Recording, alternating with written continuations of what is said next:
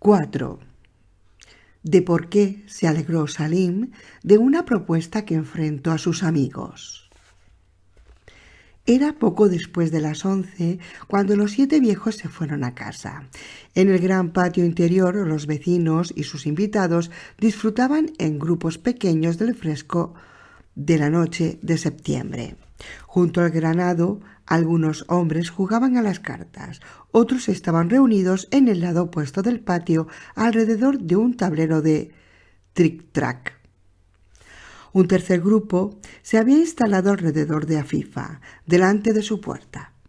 Salim llevó a la cocina los vasos vacíos y la tetera, los lavó y se dirigió hacia su habitación.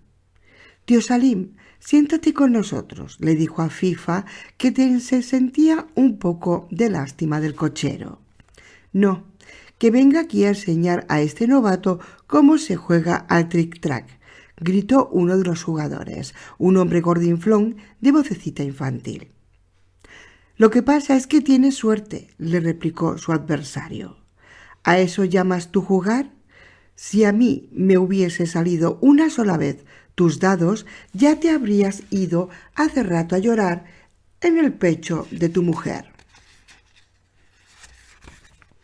Salim se detuvo un instante, saludó con la cabeza a los jugadores del tric-trac, sonrió y se fue a su cuarto.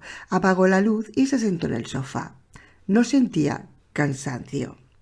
El viejo cochero seguía sin comprender cómo Faris, el ministro, había logrado solucionar un asunto tan desesperado.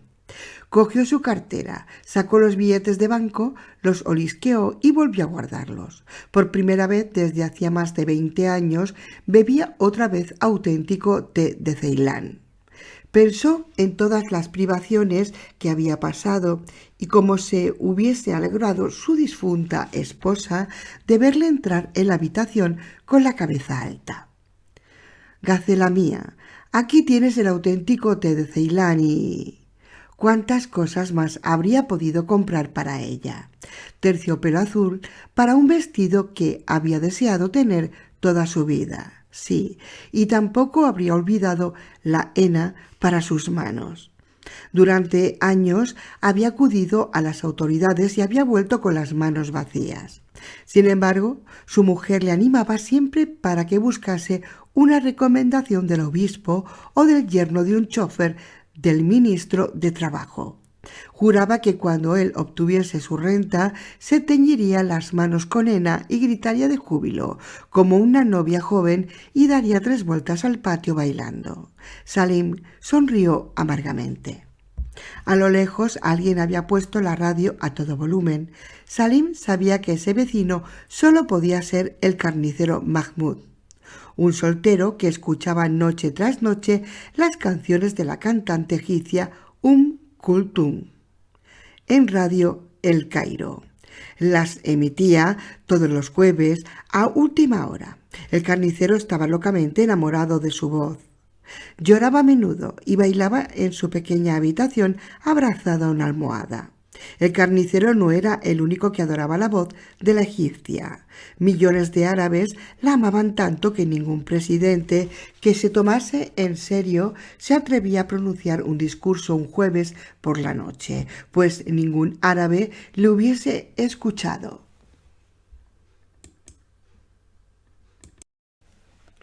La voz de la cantante salía de la habitación como una ola. Atravesaba el pequeño patio de la casa vecina, llegaba al palomar, pasaba por encima del corredor repleto de flores y plantas trepadoras y rompía contra el muro. En forma de cascada caía al patio del cochero. Se abría paso a través de las aguas de las otras voces y penetraba en su oído. El viejo cochero siempre había sabido escuchar, pero no le gustaba estar callado. Ahora, en el silencio de su alma, descubrió que las voces tenían sabor. Su oído se convirtió en un paladar mágico, como una mariposa. Salim iba de voz en voz.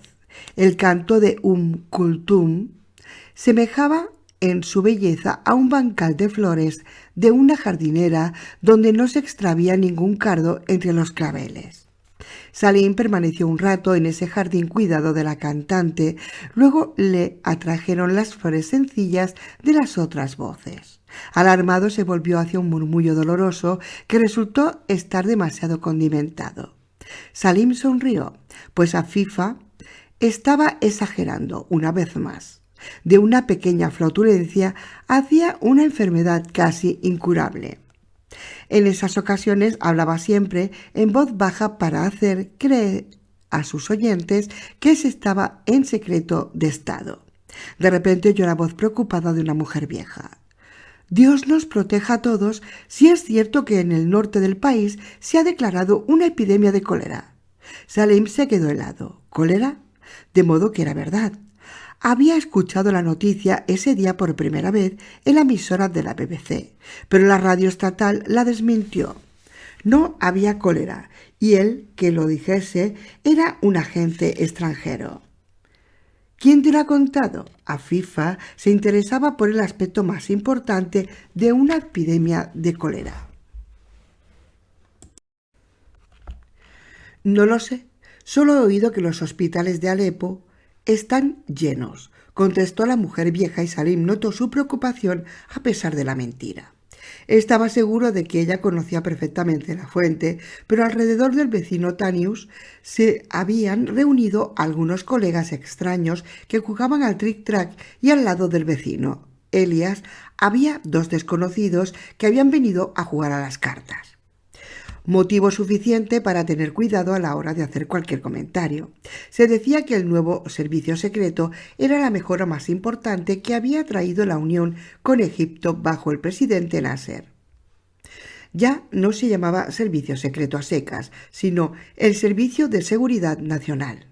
Sus redes eran aún más estrechas, tan estrechas que ahora los padres y las madres ya no estaban seguros de sus propios hijos, y los vecinos desconfiaban los unos de los otros. Salim trataba de adivinar por el sabor de una voz la expresión de la cara de la persona que hablaba. De cuando en cuando se levantaba y se asomaba al patio para comprobar si tenía razón, pero sus ojos miopes fracasaban ante el poder de sus sensibles oídos. Solo se veían figuras borrosas. Cuando percibió la voz excitada de un jugador que había amenazado con tirar las cartas y marcharse a casa, los oídos del viejo cochero registraron un sabor raro en la voz. Los otros jugadores trataron de sosegar al hombre y le aseguraron que nadie le había mirado las cartas. También Afifa y sus visitas expresaron su preocupación en voz baja, ya que el hombre era conocido por su carácter irascible. Cuanto más le aplacaban sus compañeros de juego, más furioso se ponía. Uno de los acusados tomó la amenaza en serio, arrojó sus cartas sobre la mesa y dijo en una voz baja,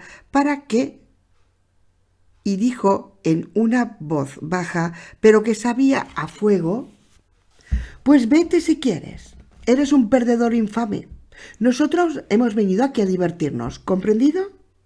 Cada palabra se clavaba a pesar de estar pronunciada en voz baja, como una flecha de fuego en los oídos. El jugador amenazador gimió de repente y se disculpó. Salim sonrió satisfecho. Salim permaneció despierto toda la noche. Todavía seguía sentado cuando se fueron a sus casas todos los invitados de los vecinos.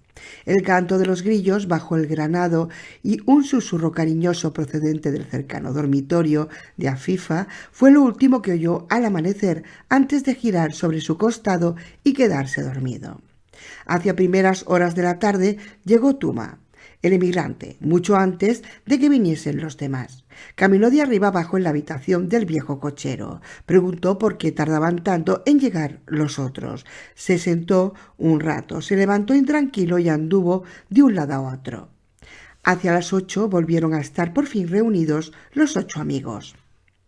El viejo Salim, comenzó el emigrante, hace una eternidad que no viaja. La añoranza que siente su alma de tierras extranjeras es lo que le deja mudo. Hizo una pausa, dio una fuerte chupada al narguile y pasó la boquilla a los demás. «Well, él es un cochero nato, prosiguió. Pero ¿qué sucede con un cochero que se queda a descansar cuando llega a la meta de su viaje, aunque se trate del oasis más hermoso? Pues que deja de ser un cochero. Eso es lo que ha enfermado a nuestro amigo. Al oír esas palabras, Salim asintió pensativo. Tiene que viajar por 7 montañas, 7 valles y 7 llanuras. Tiene que pasar la noche en 7 ciudades extranjeras bajo 7 cielos extranjeros y veréis cómo vuelve a encontrar sus palabras. El antiguo ministro se entusiasmó tanto con la idea que se ofreció a correr con todos los gastos, y Betty y Tuma ofrecieron a Salim sus servicios como compañeros de viaje. Varios días estuvieron buscando los amigos en Damasco hasta que encontraron un viejo coche de caballos. Estaban llenos de esperanzas cuando Salim subió al coche con los ojos brillantes y un traje limpio e hizo restallar el látigo en el aire con maestría. Solo los malos cocheros pegan a sus caballos. Los buenos insinúan a los caballos lo que se ahorran si obedecen. Los caballos se pusieron en marcha y algunos vecinos lloraron al despedirse. Salim recorrió 7 ciudades y 7 montañas con sus acompañantes. Atravesó 7 llanuras y 7 valles. 40 días duró el viaje. Cuando regresó parecía agotado e irritado, pero seguía sin poder hablar. Tuma tuvo que escuchar que con su propuesta se había desperdiciado un tiempo valioso. Curanderos y Chalil, una comadrona experta, suministraron al pobre cochero los más repugnantes brebajes, ungüentos y mezclas de hierbas, y Salim estaba cada día más pálido, pero no podía hablar. El agua bendita católica servía tan poco como la de la competencia griego-ortodoxa, y la arena sagrada de la Meca era tan incapaz de soltar la lengua como el polvo de Belén. «Solo quedan 8 días», dijo el antiguo ministro lleno de preocupación, asustando con sus palabras a los contertulios a altas horas de la noche. Pensativos, permanecieron sin decir palabra, como si sus hadas también les hubiesen anudado la lengua a ellos. Dieron las 12, pero los amigos no notaban cansancio aquella noche. «Ya lo tengo», exclamó el profesor, dándose una palmada a la rodilla. «Sí, señor, ya lo tengo. Era evidente», dijo en voz alta como tratando de darse ánimos después de tantos fracasos. «Son 7 relatos lo que tiene que escuchar Salim para volver a encontrar su voz». Musa, el peluquero, se mostró enseguida entusiasmado. El callado cerrajero Ali, en absoluto. A Tuma y Sam no les parecía demasiado buena la proposición, mientras que Yunis se dejó entusiasmar rápidamente por la idea. Solo el ministro se reservó su opinión de momento. ¿Qué otra cosa saben hacer los profesores y los peluqueros aparte de hablar? Si vivís de eso, se indignó Isam. Yo no sé contar historias y además no creo que esa tontería cure a Salim, confirmó Ali. Los amigos estuvieron discutiendo largo tiempo y solo poco antes de que amaneciese logró aplacar los ánimos el ministro, que estaba cada vez más preocupado por la voz del viejo cochero. Sosegó con buenas palabras al emigrante y a Isam, y como Ali tampoco encontraba otro camino, accedió desesperado. «Está bien, si quiere que el pobre Salim...» «No tengo nada que objetar». Y Salim quiso. «¿Quién empezará?», preguntó el peluquero al grupo, que ya estaba por fin tranquilo, provocando una nueva disputa. Ninguno quería ser el primero. «Un momento», exclamó Isam. «En la cárcel dejábamos a menudo que hablasen las cartas cuando nos esperaba un trabajo desagradable». Miró a Salim. «¿Tienes naipes?». Salim asintió con la cabeza, se levantó y trajo sus viejas y arrugadas cartas.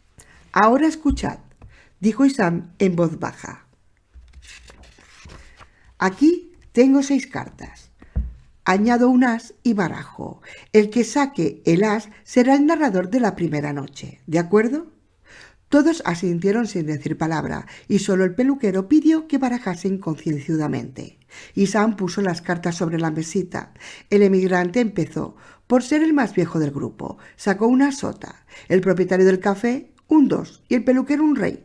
El profesor sacó una carta y la puso boca arriba con un movimiento rápido. Era un as de oros. El expresidiario, el ministro y el cerrajero respiraron aliviados. Salim, en cambio, se partió de risa muda al ver que el peluquero dudaba de nuevo si el cochero estaba realmente mudo o los engañaba. 5. De por qué uno dejó que encadenasen su voz y cómo la liberó. Mehdi era un hombre alto y enjuto. Durante 35 años había dado clase de geografía. Ignoraba cuántos alumnos había familiarizado con los países de la tierra, sus ríos y montañas, pero estaba orgulloso de poder contar con 2 directores de banco, un general y varios médicos entre sus antiguos alumnos. En el barrio antiguo gozaba de un cierto prestigio y él lo disfrutaba más bien con altivez, por lo que muchos evitaban respetuosamente hablar con él. Así era difícil mantener con él una conversación larga como entre iguales. Aunque la conversación tratase al principio de la última subida de precios, del tiempo o del cólera, terminaba inevitablemente por recaer en la geografía y los desconocimientos del interlocutor. Si ni siquiera conoces aún la altura del Himalaya, ¿cómo quieres saber el nivel tan bajo que tenemos aquí? Parece ser que había dicho un día a un vecino con segunda intención, y los chismosos de su calle le llamaban desde ese día Mr. Himalaya. Solo en las reuniones de la casa de Salim se olvidaba Mehdi de la geografía. Aquella tarde de noviembre cruzaban otras nubes oscuras el cielo de Damasco. Acababa de llover durante media hora. Las calles y las personas olían a tierra fresca. El aire estaba frío como el hielo. Mehdi se ajustó la bufanda cuando salió por la puerta de su casa. Saludó al zapatero armenio que estaba sentado detrás de su enorme máquina de coser. Este miró por encima de sus gafas caídas y alzó 2 dedos de su mano para indicarle a Mehdi que los zapatos nuevos que le estaba haciendo a medida estarían listos en 2 días. «De acuerdo», murmuró Mehdi siguiendo su camino. «¿Cuándo habrá sonreído por última vez el zapatero?», se preguntó sin hallar una respuesta. Una columna militar cruzó la plaza delante de la puerta de Santo Tomás y dobló hacia el este. Los niños gritaban alborozados por el agua que salpicaban los vehículos militares al pasar por los numerosos charcos de la calle. «¡Adelante! ¡A la guerra!», animaban en broma a los soldados de los camiones, que miraban fijamente al vacío con rostros preocupados, como si no les interesase el júbilo. En primavera se había producido en el Mosul iraquí un levantamiento que había terminado sangrientamente. El gobierno iraquí acusó a Nasser de haber pagado e instigado a los rebeldes. Algo iba mal entre ambos países. El presidente iraquí, Qassem, celebrado tan solo un año antes como héroe de la revolución iraquí, cayó de repente y sin explicación alguna en desgracia. A partir de entonces se convirtió para la radio en el carnicero sanguinario de Bagdad.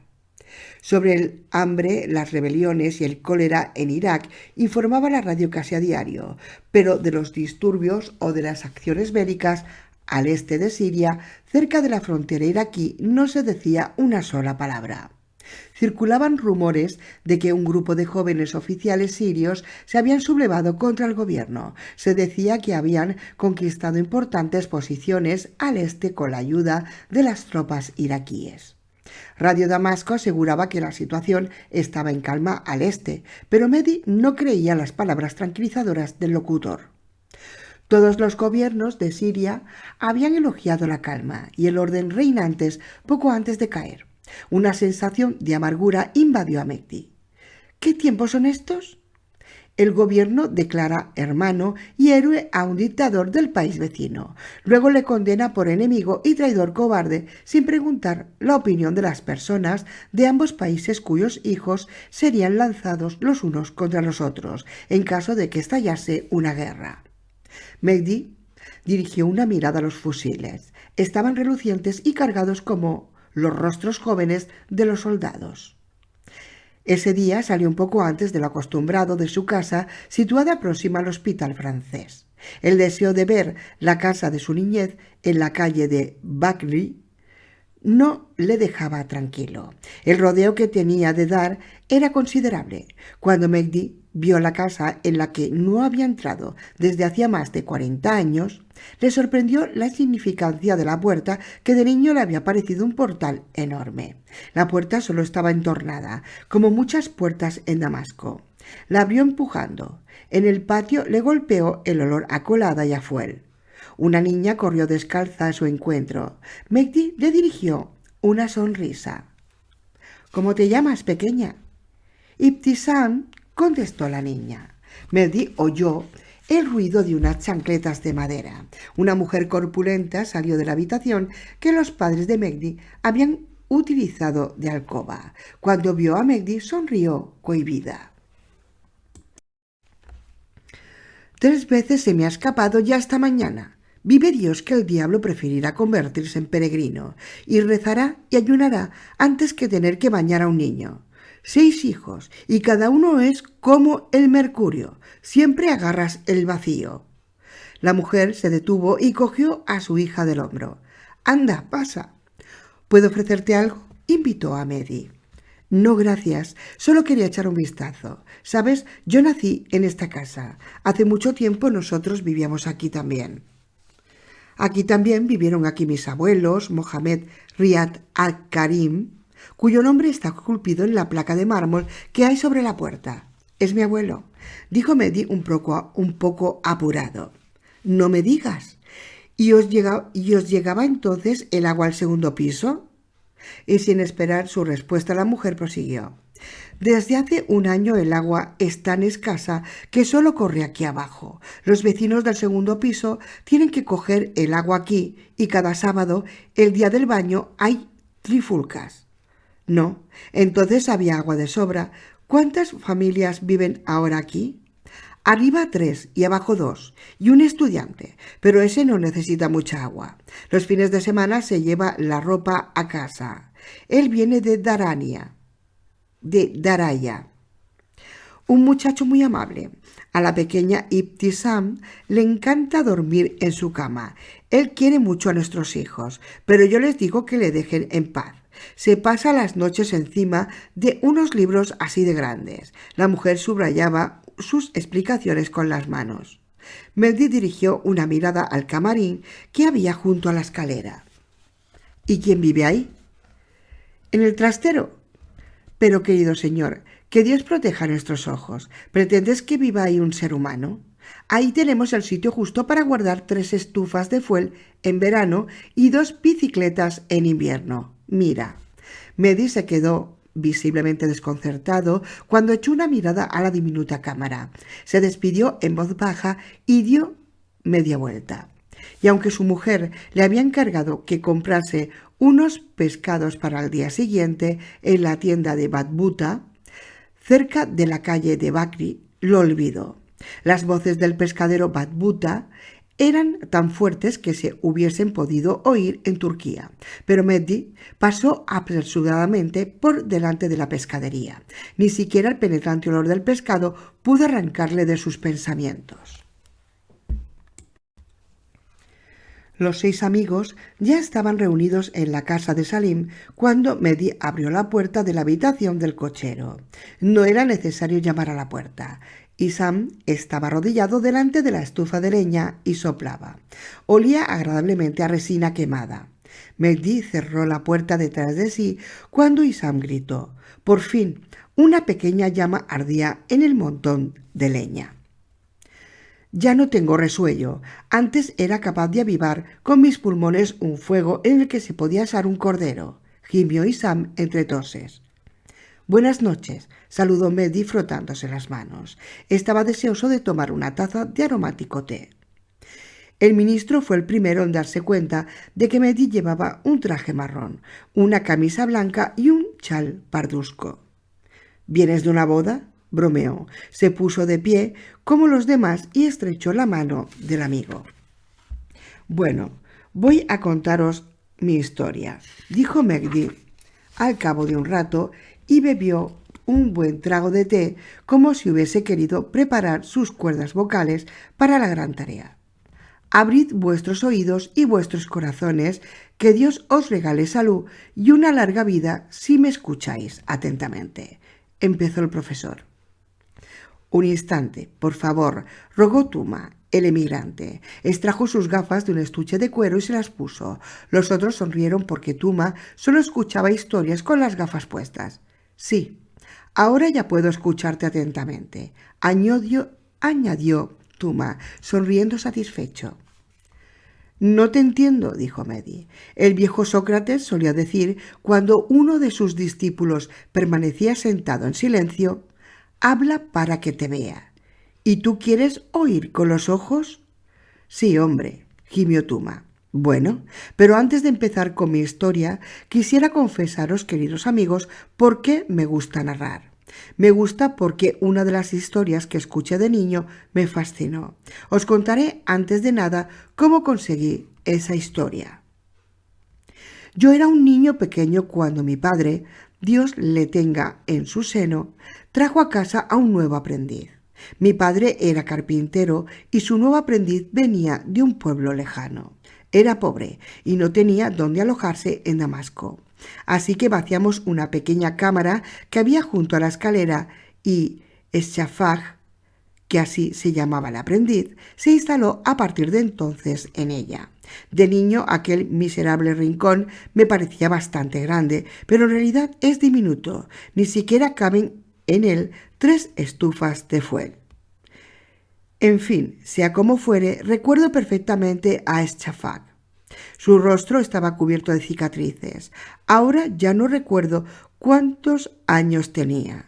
Cuando llevaba a casa por la noche, se lavaba, comía, bebía su té y se sentaba en una silla pequeña delante de su cámara, fumaba y miraba al cielo. Se quedaba sentado las horas muertas, inmóvil, con la mirada dirigida al firmamento. Cuando el cielo se cubría de nubes, cosa que raramente sucedía en invierno, yo me daba cuenta de que Shafag se ponía inquieto. Se retiraba a su cámara, pero permanecía largo rato despierto. Mi habitación se encontraba justo enfrente, al otro lado del patio. Podía ver la cámara desde mi cama. Todas las noches le observaba. La cámara no tenía luz eléctrica. Él dejaba siempre la lámpara de aceite encendida durante mucho tiempo. A veces caminaba de arriba abajo. Cuando me despertaba en mitad de la noche para ir al retrete, él todavía estaba despierto, aunque tenía que levantarse temprano todos los días. Mi padre, en cambio, no logró en toda su vida mantener los ojos abiertos después de las 10 de la noche. Mi padre le tenía mucho afecto porque ya el primer día obtuvo un encargo importante. Esto se lo debo a Shafag. Tiene una cara bendita, solía decir todavía al cabo de los años cuando hablábamos de Shafag. Shafag era muy tímido y solo hablaba en voz baja. Cuando mi madre o mi hermana le dirigían la palabra, miraba al suelo turbado. Los niños de nuestro patio se burlaban de su timidez y si no hubiese sido por el miedo que tenían a mi padre, le hubiesen tirado piedras. Mi padre, sin embargo, le quería como a su propio hijo. En resumidas cuentas, yo estaba firmemente convencido de que Shafag era un mago. Yo ya era curioso de niño, pero nunca penetré en su cámara. Aquel personaje me daba un poco de miedo. Mi tía advirtió discretamente a mi madre que le mantuviese alejado de nosotros los niños. ¿Te has fijado en sus ojos? ¿Has visto sus dientes dispuestos en doble fila? Arriba 2 filas y abajo, murmuraba la tía aterrorizada. Sí, reía mi madre. También he visto los dedos de sus pies. Están unidos por una membrana como si fueran los de un pato. La tía se ponía furiosa y a mí me daba verdadero pavor. Un día de verano estaba sentado otra vez en su pequeña silla observando el cielo. Me acerqué a él y le pregunté qué buscaba. Dos estrellas que se aman. La una brilla como un diamante y la otra es roja como el fuego. Se siguen mutuamente. Unas veces va el diamante por delante, otras la estrella roja. Cuando se encuentran, caen miles de perlas del cielo. Todas las conchas de los mares mantienen abiertas sus bocas y reciben entonces sus perlas. Si una persona vive ese instante y extiende su mano, recibe una perla. Pero no la puede conservar. Tiene que bailar 3 veces en círculo con la mano abierta y arrojar la perla al cielo. Entonces será feliz el resto de su vida. «¿Pero por qué se chocan las estrellas?», pregunté. «Es una larga historia», contestó el aprendiz. «¿Cómo voy a contártela? Puedo perderme el instante. Pero si me prometes que, mientras yo te cuento la historia de ese maravilloso amor, mirarás al cielo y en cuanto veas que se chocan las dos estrellas, me avisarás para que extienda la mano. Te hablaré de las estrellas». Prometí al aprendiz que observaría las estrellas y él me contó la siguiente historia. Sucedió en tiempos antiguos y lejanos. Había un campesino que tenía una voz maravillosa. Cuando cantaba la gente lloraba y reía, y cuando contaba historias la gente escuchaba en silencio y olvidaba las penas y las preocupaciones. Pero no solo era famosa la voz cuando cantaba y contaba. Sus manos pintaban el viento, las caravanas y las rosas de manera que la gente podía ver, oler y saborear todas sus palabras. El campesino era muy pobre, pero con su voz cautivó a la mujer más hermosa del pueblo, Sahar. Así llamaba la mujer. Se enamoró de él en su primer encuentro y rechazó todas las proposiciones de matrimonio de los campesinos ricos. Un comerciante rico, ya entrado en años, llegó a ofrecer a los padres el peso de su hija en oro, como regalo de prometida, pero ella rehusó la oferta. «Prefiero comer pan seco y aceitunas y escuchar su voz que comer en casa del rico comerciante gacelas asadas y estropearme el día con sus bramidos y la noche con sus ronquidos». Los benévolos padres dieron la bendición al matrimonio y pronto celebraron la boda de la hija con su amado. No todos tienen esa suerte. El campesino hizo todo lo posible por luchar contra la pobreza, pero era un hombre de mala suerte. Todo lo que tocaba se malograba. Cuando caía oro en sus manos, el metal noble se transformaba en paja. Dios os libre de semejante mala suerte. La gente le envidiaba, sin embargo, por su voz. «Ay, si yo tuviese tu voz, te habría regalado mis tierras», le dijo una vez el más anciano del lugar. Otro campesino se entusiasmaba. «Te juro que si Dios me diese una pizca de tu maravillosa garganta, en lugar de mi voz carrasposa, te daría mi rebaño». Total que los años pasaban y ese campesino se empobrecía de año en año, y cuando un verano su trigo solo dio espigas vanas, maldijo al cielo. La miseria devoró sus bienes. Sus deudas eran tan cuantiosas que tuvo que vender su armario y su cama. El armario siempre estaba vacío y en cuanto a dormir, también podemos hacerlo en el suelo. Consoló a su mujer. Con el dinero de los muebles pudo vivir siquiera 2 semanas. La noticia de la mala suerte del campesino se propagó por toda la zona y nadie quería invitarle ya a una boda. La gente tenía miedo de que su mala mano deparase alguna desgracia a los recién casados. Su mujer Sahar era objeto de burlas cuando iba por agua a la fuente del pueblo. ¿Puedes calentarte en invierno con su voz? Cuando tienes hambre, ¿cueces la voz o la fríes?, le gritaban algunas mujeres. Sahar lloraba amargas lágrimas, pero cuando llegaba a casa reía y daba ánimos a su marido. Pero él notaba su tristeza y eso se le clavaba profundamente en el corazón. Un día, aunque hacía frío, el hombre trató de vender su chaqueta para poder comprar un poco de mijo para él y para su mujer. Pero nadie quería la chaqueta vieja. El campesino se sintió avergonzado de tener que volver a casa con las manos vacías. Corrió al bosque y se puso a gritar el dolor que le llenaba el alma. He tenido más paciencia que un camello, gritó. Pedí ayuda a todos los buenos ángeles, pero ellos se taparon los oídos sin compasión. Decidme, oh demonios de la maldad, ¿qué queréis aún de mí? Tu voz. Retumbó un eco en el bosque. Un frío glacial recorrió el cuerpo del campesino, que se puso a temblar aterrado. Entonces se dio la vuelta y vio un hombre vestido con un ropaje oscuro, resplandeciente, que le dijo: «Yo te compro tu voz a cambio de oro imperecedero. Yo te la regalo si sacias mi hambre y la de mi mujer durante una semana entera. Mi voz, desde hace un año no la quiere escuchar nadie», gimió el campesino. «No me has comprendido. Quiero comprar tu capacidad de expresarte, no solo tu hermosa voz. No hablarán tus manos ni tus ojos. A cambio recibirás esta lira de oro que nunca podrás gastar. Cada vez que abandone tu mano, engendrará una segunda lira de oro. No podrás gastarla en tu vida», dijo el desconocido, y sus ojos brillaron como dos ascuas.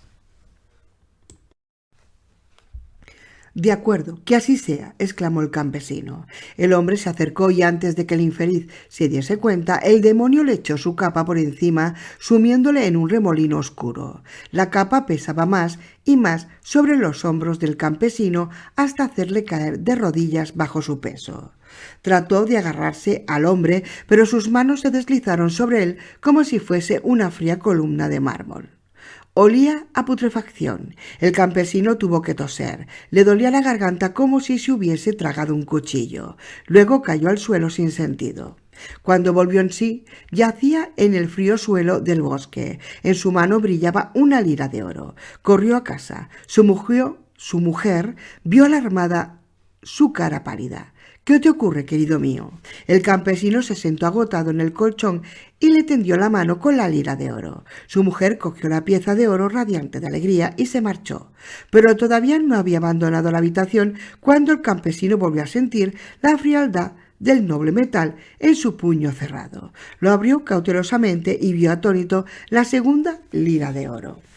La mujer fue contenta al carnicero, al frutero y al panadero, pero por más que compró, solo gastó algunas monedas de plata. Con la cabeza alta encargó al carpintero la cama más cara de la apreciada madera de roble. También compró una chaqueta caliente nueva para su marido y un vestido alegre que hacía tiempo que deseaba comprar. Los mozos de las tiendas le llevaron las cestas llenas a casa y se mostraron agradecidos por las piastras que les dio la mujer. Todo aquello lo había comprado la mujer por una lira de oro. En aquella época se podía comprar una casa por 5 liras de oro. Como un reguero de pólvora corrió por el pueblo la noticia de la lira de oro. Algunos sospecharon que el campesino había embrujado con su voz a un hada y que ésta le había regalado un tesoro escondido. Otros sospecharon que el campesino había asaltado a su viajero. Pero nadie, ni siquiera el propio campesino, imaginaba el precio tan alto que había pagado por su riqueza. Al volver a casa, Sahar notó que su marido no solo era incapaz de hablar, sino que tampoco podía hacer la más mínima insinuación. Ni siquiera mostró una pequeña alegría ante las cosas ricas que trajo su mujer. Comió en silencio mirándola con los ojos muertos. A la mañana siguiente el hombre volvió a extender su mano con la lira de oro. Eso era todo lo que podía hacer. Su mujer estaba sentada enfrente de él y miraba su mano llena de asombro. En cuanto cogía la lira de oro de su mano y la ponía sobre la mesa, aparecía una segunda lira. Cientos de liras de oro extrajo el hombre de su mano, pero ni siquiera podía sonreír, pues también la sonrisa es un lenguaje. ¿Y qué lenguaje tan celestial? La flauta de la que antes podía extraer las melodías más encantadoras ya no emitía ningún tono. El hombre cogió una hoja de papel y quiso hacer un dibujo que explicase a su mujer lo sucedido, pero su mano ya no se sometía a su voluntad. Trazaba líneas quebradas, sin sentido, pero la inteligente Sahar vio el rostro del diablo a través de las líneas. «No te preocupes, corazón mío», le consoló su bondadosa mujer. «Yo seré tu lengua. Yo te curaré, aunque tenga que pasar por un tamiz a todos los médicos del mundo para encontrar al mejor. Con el dinero la mujer mandó construir un palacio fabuloso. Una legión de criados, bufones y músicos tenía la misión de hacer feliz a su amado esposo. En sus cuadras se alojaban los caballos más nobles del desierto de Arabia. Y si por encima de su jardín hubiese volado ángeles en lugar de golondrinas, la gente lo habría confundido con el jardín del Edén. Yo, desde luego, prefiero las golondrinas, interrumpió Isam, riéndose de sus propios pensamientos. Imaginaos que a 2 metros de vuestras cabezas volasen esos muchachotes. Nadie podría fumar tranquilamente su narguile. Expulsó una pequeña nube de humo. ¿Conocéis el chiste del hombre piadoso al que le cayó encima de la cabeza una cagada de pájaro y Dios gracias a Dios por no haber regalado alas a las vacas? Ahora cállate un poco, le bufó el peluquero y se volvió a Mehdi. Continúa, por favor. Bueno, pues la mujer construyó con su amor y el inagotable dinero un paraíso para su marido, pero éste estaba siempre desganado y pálido como si estuviese en otro mundo. Los enviados de la mujer recorrieron la tierra en busca de médicos y mujeres sabias capaces de curar a su marido. Sahar prometía darles su peso en oro si devolvían la voz a su marido. Los curanderos y los charlatanes acudían en masa, se hartaban a comer y partían de nuevo. Pero el hombre seguía mudo. Sus cámaras estaban repletas de oro, pero en su corazón se sentía más pobre que un perro sarnoso. No podía decir nada, pero nada en absoluto, ni con los ojos ni con las manos. Un día Sahar se despertó y buscó a su marido. En vano. Había desaparecido. Un criado informó de que había visto salir a su señor montado sobre un caballo negro. Sahar mandó registrar todos los alrededores en busca de su esposo y durante 7 días los criados volvieron a casa al anochecer con las manos vacías.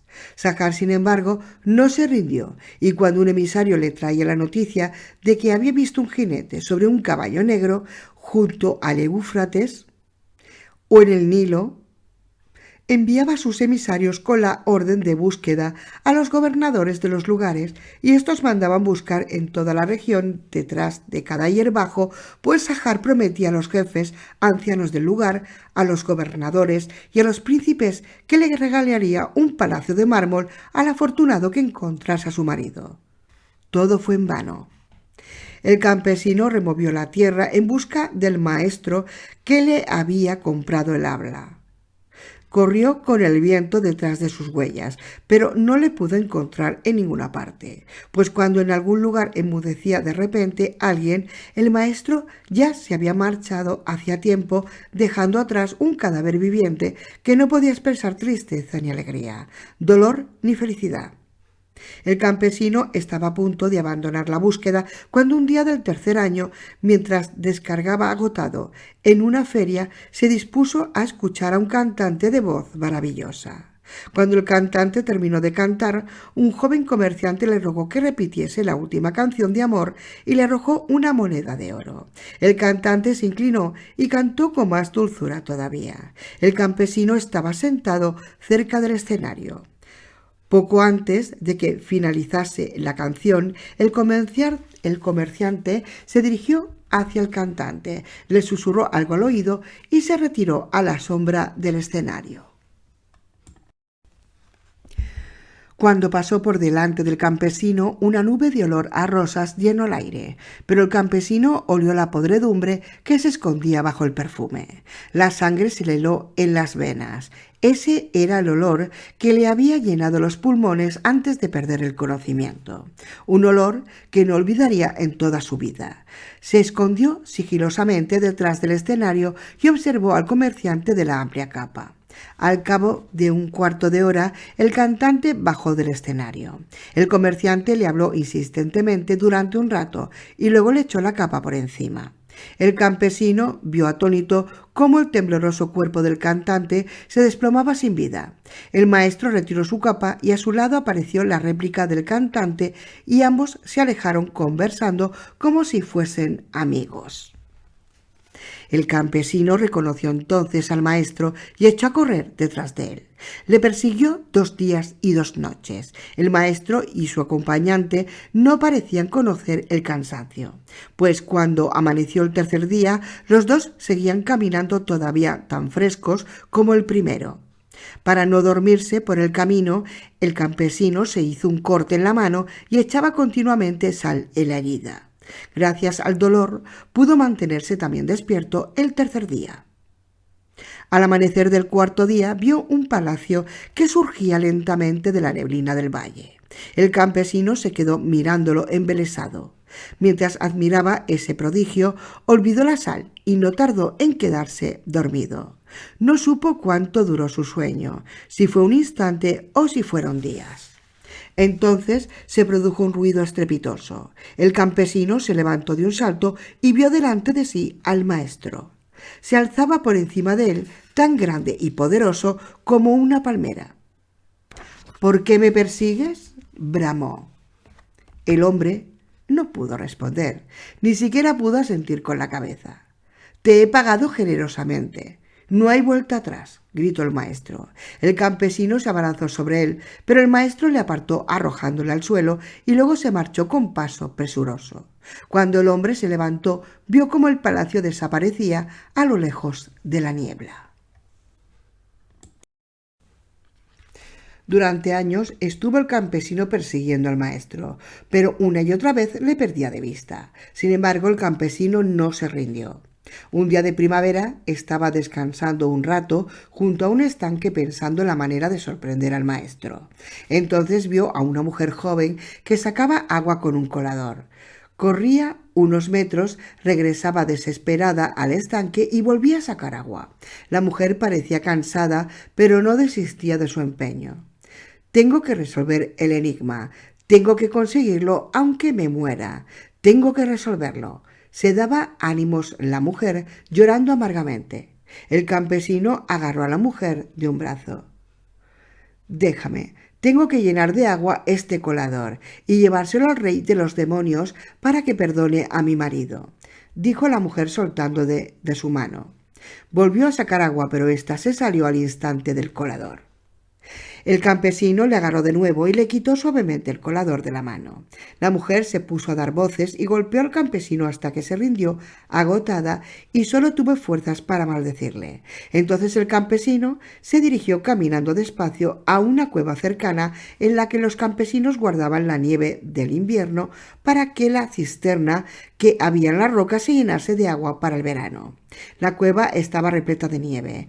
El campesino llenó el colador de nieve apretándola bien y regresó rápidamente a donde estaba la mujer, que lloraba desesperada junto al estanque.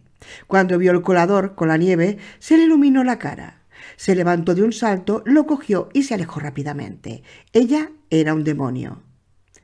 Que Dios os guarde de su ira.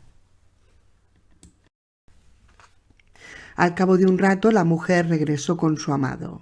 Dieron las gracias al campesino y cuando vieron que sus ojos y sus manos no hablaban, comprendieron que había vendido su alma al maestro. «Nadie sino tú puede liberar tu voz», dijo el demonio en voz baja. «Él encadena las voces en su palacio y extrae de ellas su elixir. Ningún demonio de la tierra puede entrar en su palacio, pero yo puedo ayudarte a hacerlo. Te transformaré en un águila. Podrás recorrer la tierra, el cielo y el infierno en busca del palacio. Cuando lo encuentres, no mires hacia atrás. Cualquiera que sea la cosa que oigas, no mires hacia atrás. Si lo haces, el palacio desaparecerá para siempre. Lánzate allí contra la ventana azul del cielo. En el momento en que la atravieses volando, te convertirás en persona. Cuando salgas de nuevo por la ventana, te transformarás en águila. Coge un trozo de cristal y escóndelo debajo de tu lengua, pues mientras guardes ese trozo no podrá desvanecerse el palacio. Busca allí tu voz. Es tu propia réplica. Abrázala con fuerza y así la liberarás. Pero no te olvides un solo instante del trozo de cristal. El maestro reconstruirá el cristal de la ventana roto para ocultar su palacio en la niebla de la eternidad. Pero mientras falte el más mínimo trozo, no podrá proteger su palacio del poder del tiempo. Se deshará al cabo de 7 noches. Las voces se liberarán de sus cadenas, pero vagarán hasta el fin de los tiempos si no pueden unirse a sus réplicas. No pierdas el trozo de cristal. El maestro hará todo lo posible por salvar su palacio.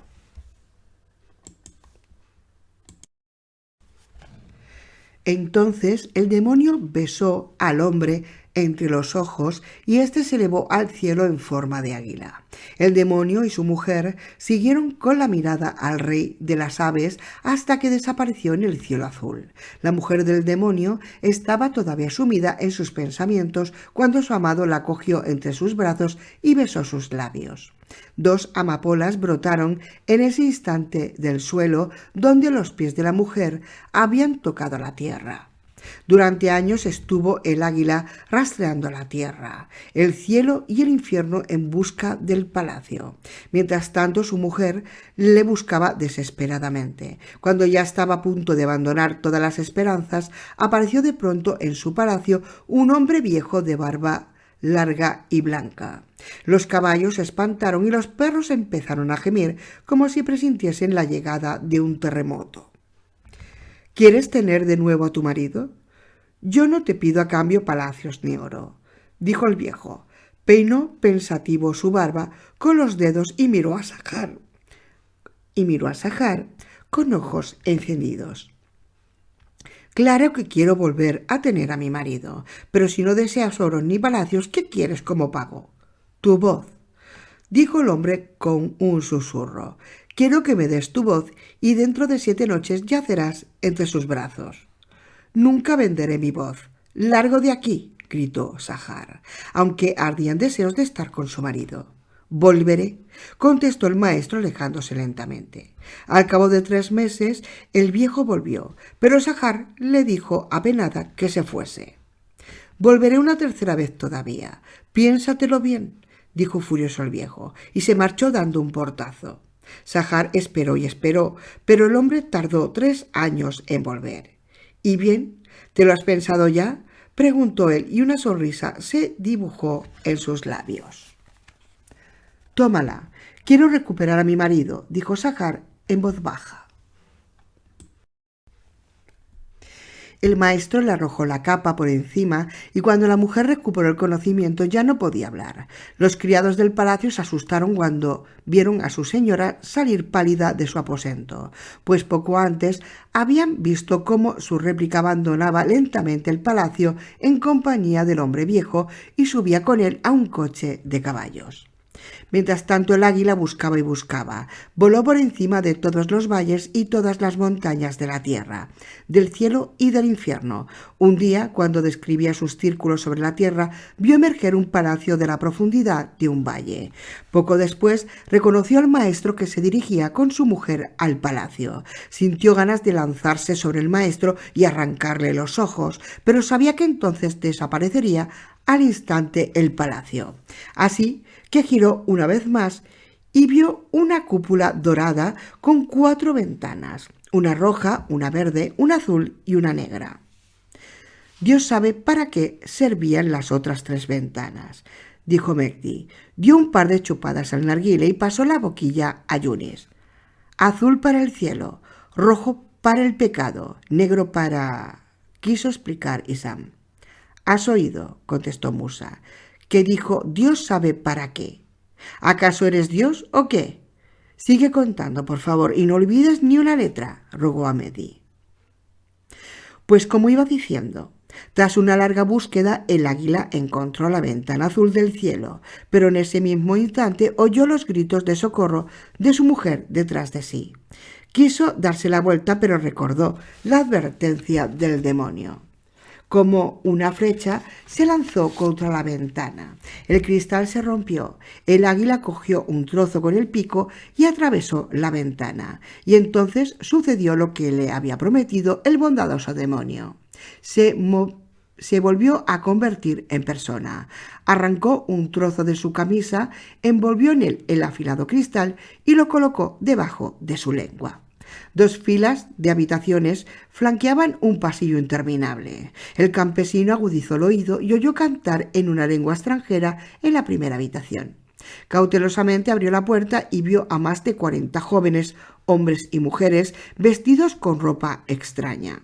Estaban encadenados a la pared, pero parecían sanos y animados como si acabasen de llegar.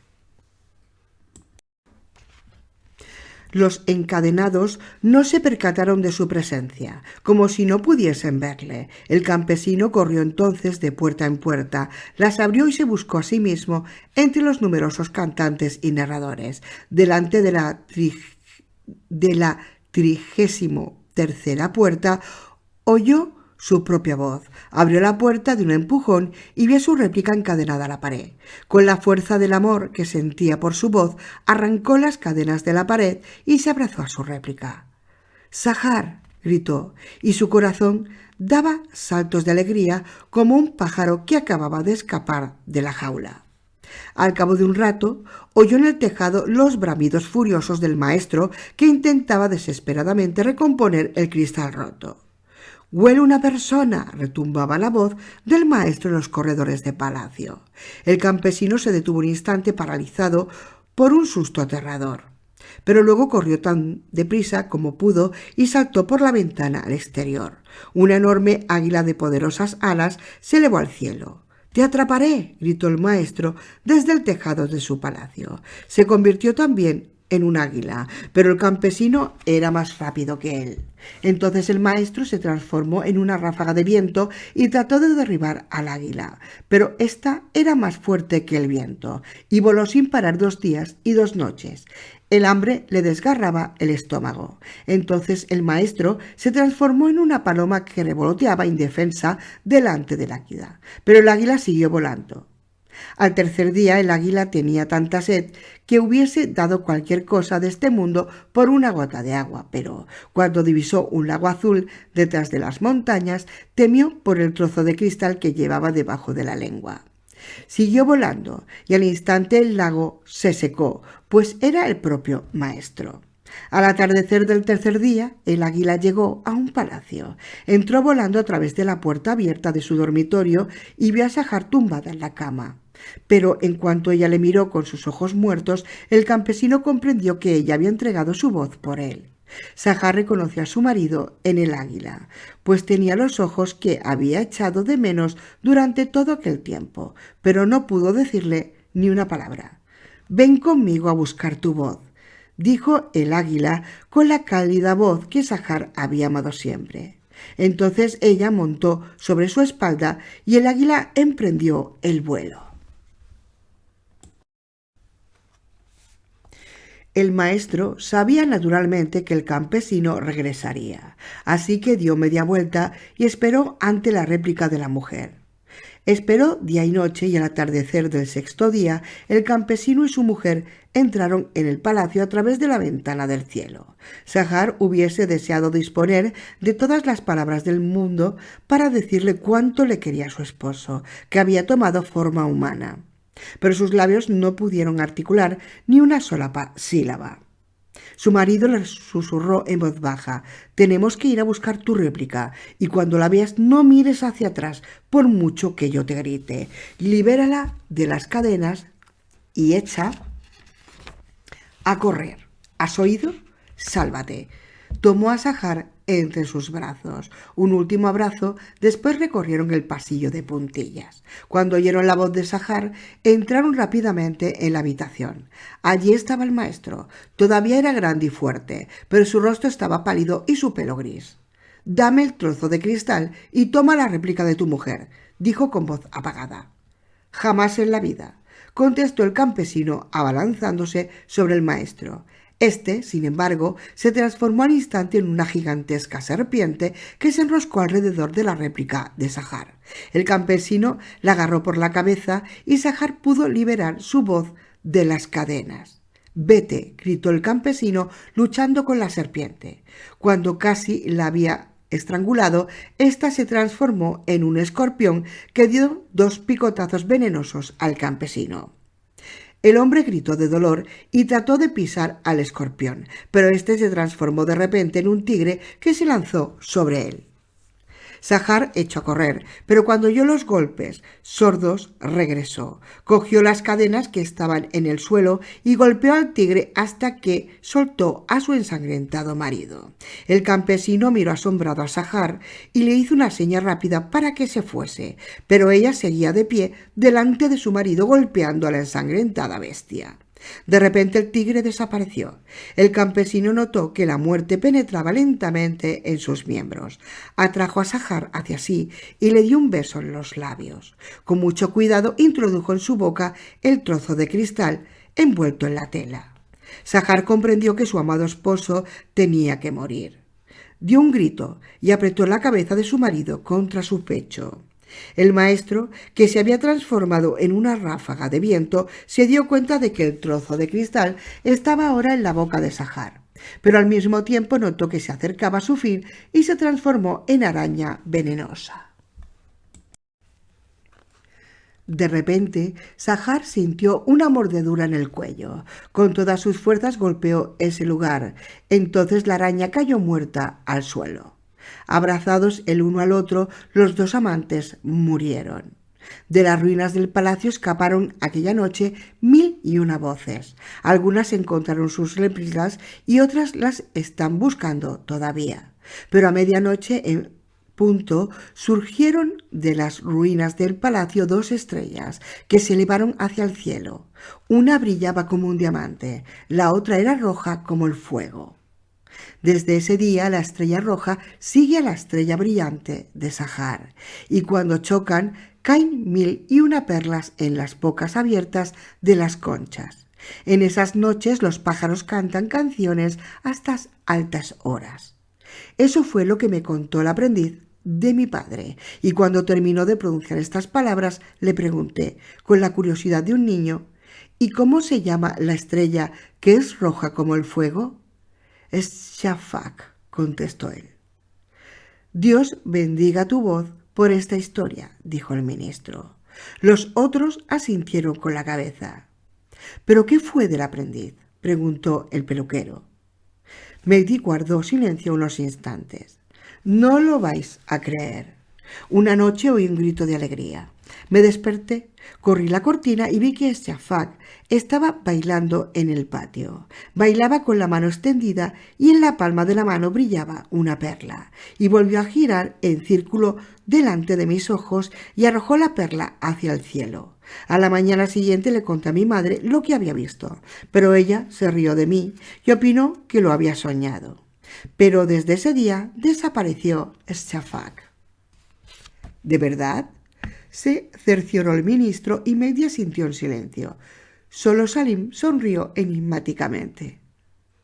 Si un hada me convirtiese ahora en una estrella, me llamaría estrella bostezante, dijo Musa. Bostezó ruidosamente y se puso de pie. Ya eran más de las 12.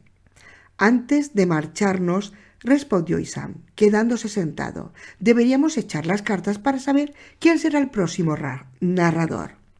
Oh, sí, tienes razón, murmuró el cerrajero como un niño sorprendido infragante. Isam colocó 6 cartas sobre la mesa. Yo quiero levantar la última carta. Ve levantando tú, bufó Ali al emigrante Tuma, que pretendía colarle a él por delante. Fue Yunis, el propietario del café, quien levantó un as.